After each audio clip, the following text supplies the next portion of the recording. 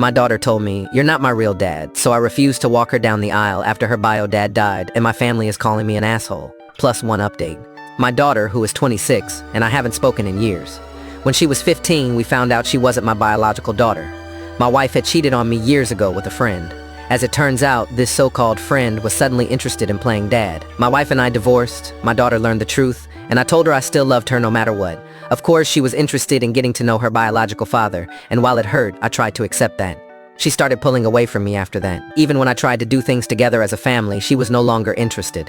The last straw was when she was 20 and living at my house. We were arguing because she dropped out of her college courses and hadn't done anything for 3 months. She was mad because I told her she either needed to go to school or get a job if she wanted to stay here for free. She told me, "You're not my real dad, so stop pretending like you are. I'll just go stay with my real father." Honestly, that broke me. But I told her if that's how she really feels, then there's really nothing left to say between us. And she did move out to go live with him. I was depressed for a very long time and drank so much. My son, who is 24, was my only reason to keep moving forward. For the first couple of years, I reached out to my daughter, but she wanted no contact. I learned to accept that and move on, which helped me find more peace in my life. My son stopped talking to her for a while over this and was angry with her. They still chat sometimes, which doesn't bother me at all. Through my son, I learned her biological father died in October of 2019. I also learned that she's engaged. She reached out to me, starting with, "I know we haven't talked in a while," but she wanted to ask if I'd be willing to walk her down the aisle. After a pretty long message about how much she hurt me in the past, I told her no. She didn't want me to be her father anymore, so I learned to no longer view her as my daughter. This turned into a fight because, according to her, it's not her fault she wanted to know her real dad, and I agreed with her, it's not. But what was her fault was how she treated me ever since. In my mind, I know if he hadn't passed away, we wouldn't even be speaking right now. I ended the conversation by telling her I hope she enjoys her wedding, but I want no part of it or her life. My son told me she's ranting to my family that I'm ruining her day, and that she thought parents are supposed to love their kids unconditionally. My brother seemed to think that I am being an asshole, and that this is my chance to be in her life again. But I have no interest in that. Still, it seems everyone has a strong opinion that I'm making it difficult for my daughter to have the wedding she wants. My son is on my side, but the comments are still wearing me down, so for the sake of my sanity, am I the asshole?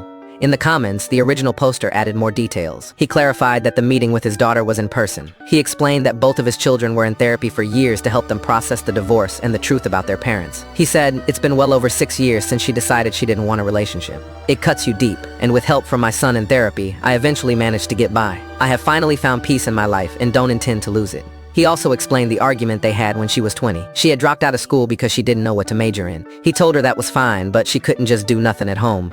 He said she needed to find a job while she figured things out if she wanted to continue living there rent-free, and that's when she left. When someone suggested his son could walk her down the aisle, he shared that his son wasn't planning on going to the wedding at all. They have their own issues and are not very close. Update. Thank you for your support, especially the fellow parents who reached out to me. The advice and suggestions about my family were very helpful. It took me some time to clear my head, but I ended up sending a mass text to everyone who wouldn't leave me alone about this. I reminded them of everything I did over the years to try to be in her life and where that all ended. I reminded them how detrimental it was to my mental health and how it put me in a dark place that took lots of therapy and my son's support to get out of. They all remember what it was like. My brother called me after he got the text and apologized for pushing me.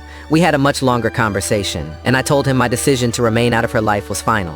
He respected that, and since no one else has said anything, I'm hoping everybody else got the message.